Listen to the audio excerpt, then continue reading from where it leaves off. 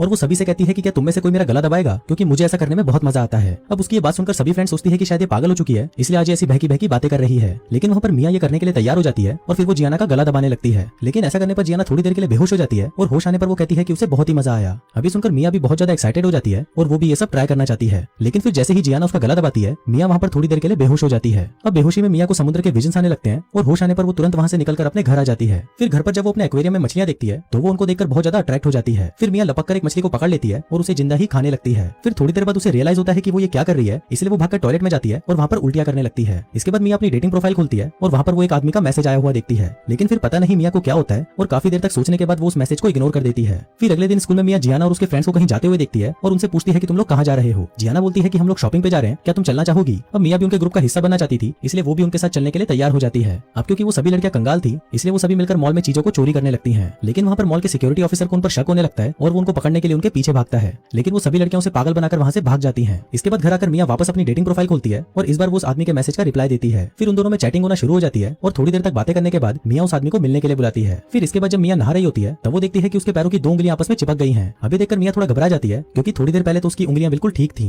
तभी वहाँ पर मिया की मॉम आती है और उससे पूछती है कि फिश टैंक में से एक मछली कहाँ पर गई। इस पर मिया उन्हें बताती है कि वो मछली मर गई थी, इसलिए उसने उसको टॉयलेट में फ्लश कर दिया। अभी सुनकर मिया की मॉम को बहुत ज्यादा गुस्सा आता है और वो मिया के मुंह पर एक जोर का चमाट मारती है। अब इतना सब कुछ होने के बाद मिया डिसाइड करती है कि वो अपने बॉडी में हो रहे चेंजेस के बारे में अपनी मॉम को कुछ नहीं बताएगी। फिर अगले दिन स्कूल जाने से पहले मिया जब अपने डैड से स्कूल ट्रिप पर जाने की परमिशन मांगती है तो उसके डैड उसे जाने से मना कर देते हैं, जो सुनकर मिया को बहुत बुरा लगता है। फिर उस दिन स्कूल जाने की बजाय मिया अपनी उंगलियां डॉक्टर को दिखाने जाती है और फिर उसकी उंगलियां देखने के बाद डॉक्टर कहती है कि ये सब होना नॉर्मल है और कुछ लोग ऐसे ही पैदा होते हैं। अभी सुनकर मिया उसे बताती है कि पहले तो उसकी उंगलियां नॉर्मल थी और उसके साथ ये सब कल से हो रहा है। अभी सुनकर डॉक्टर थोड़ी शॉक्ड हो जाती है और वो मिया को कहती है कि हम इसे सर्जरी करके निकाल सकते हैं, पर क्योंकि मिया को सर्जरी नहीं करानी थी इसलिए वो वहाँ से भाग जाती है। अब सिर्फ मिया के साथ ये सब हो रहा था, इसलिए उसे लगता है कि शायद उसे अडॉप्ट किया गया है। अब इसका पता लगाने के लिए मिया अपनी फैमिली एल्बम चेक करती है, लेकिन वहाँ पर वो अपनी मॉम की कोई भी प्रेगनेंसी वाली फोटो नहीं देख पाती, जिससे उसका शक और भी बढ़ता जाता है। फिर जब मिया अपनी मॉम से इस बारे में बात करती है तो उसकी मॉम उसे डांट कर वहाँ से भगा देती है। इसके बाद मिया उसी चैटिंग वाले आदमी से मिलने के लिए एक होटल में जाती है और फिर जब वो दोनों वहाँ पर एंजॉय कर रहे थे तभी वो आदमी मिया के पैरों पर एक निशान को देखता है और वो ये बात मिया को बताता है। लेकिन मिया ये सुनते ही घबरा जाती है और वो अपने कार्यक्रम को बीच में ही रोककर वहाँ से चली जाती है। इसके बाद मिया सुपरमार्केट से कैंची और पट्टी लेकर घर आती है और खुद ही अपने पैर की उंगली को काटकर अलग करने लगती है, पर ऐसा करने पर उसे बहुत ज्यादा दर्द होता है, इसलिए वो उसे वहीं रोक देती है। फिर अगले दिन ब्रेकफास्ट के दौरान मिया के पेरेंट्स उसके बदलते बिहेवियर को देखकर हैरान हो जाते हैं, क्योंकि वो ब्रेकफास्ट ऐसे कर रही थी जैसे कि उसे कई सालों से खाना ना मिला हो। इसके बाद मिया रात को क्लब जाकर अपने दोस्तों के साथ पार्टी करती है और पार्टी के बाद वो जियाना को अपने साथ रुकने के लिए अपने घर ले आती है। फिर अगले दिन जियाना मिया के पेरेंट्स से मिलती है और फिर वो मिया को अपने साथ स्कूल की ट्रिप पर ले जाने के लिए ट्रिप के फॉर्म पर उसके डैड के नकली साइन भी कर देती है, जिसके बाद अगले दिन मिया अपने पेरेंट्स को बताए बिना ही स्कूल ट्रिप पर चली जाती है। फिर ट्रिप के दौरान वो नोटिस करती है कि उसके पैर और भी ज्यादा काले हो गए हैं और वो अपने पैरों को देखकर वहीं पर बेहोश हो जाती है। फिर बेहोशी में उसे फिर से समुद्र के विजन्स आने लगते हैं और फिर जब उसे होश आता है तो वो वहाँ पर उल्टी करने लगती है। तभी जियाना की एक फ्रेंड वहाँ पर आती है और मिया के काले पैरों को देख लेती है। दूसरी तरफ मिया के पेरेंट्स को भी पता चल गया था कि वो स्कूल के ट्रिप पर गई है, इसलिए घर आने पर वो मिया को बहुत डांटते हैं, लेकिन मिया उनकी बातों को इग्नोर कर देती है और सोने चली जाती है। अब मिया सोने की बहुत कोशिश करती है पर उसे नींद नहीं आ रही थी, इसलिए वो जमीन पर ही सो जाती है। फिर अगली सुबह मिया देखती है कि उसके पैरों से स्किन निकल रही है, जैसे किसी मछली के शरीर से निकलती है। अब ये देखकर मिया बहुत डर जाती है और वो उस स्किन को अपने बेड के नीचे छुपा देती है ताकि उसके पेरेंट्स को इसके बारे में पता न चले। इसके बाद मिया स्कूल जाती है, जहाँ पर एक टीचर क्लास में एक मछली पर एक्सपेरिमेंट कर रहा था।